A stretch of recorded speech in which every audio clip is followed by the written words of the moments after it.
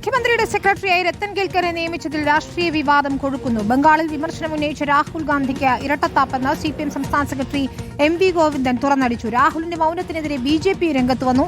വിഷയത്തിൽ അഭിപ്രായം പറയാനില്ലെന്നായിരുന്നു KC വേണുഗോപാലിന്റെ പ്രതികരണം. വിവാദങ്ങൾക്കിടെ സെക്രട്ടേറിയറ്റിലെത്തി രത്തൻ കേൽക്കർ ചുമതലയേറ്റു. മുഖ്യ തെരഞ്ഞെടുപ്പ് ഓഫീസറായിരുന്ന രത്തൻ യു ഖേൽക്കറെ മുഖ്യമന്ത്രിയുടെ സെക്രട്ടറിയായി നിയമിച്ചത് ബംഗാളിലേതിന് സമാനമെന്നാണ് CPIM നിലപാട്. അന്ന് വിമർശനമുന്നയിച്ച രാഹുൽ ഗാന്ധിക്ക് കേരളത്തിലെ നിയമനത്തിൽ ഇരട്ടത്താപ്പെന്ന് MV ഗോവിന്ദൻ വിമർശിച്ചു. യഥാർത്ഥത്തിൽ രാഹുൽ ഗാന്ധിയാണ് ബംഗാളിനെ സംബന്ധിച്ചിടത്തോളം പറഞ്ഞത്.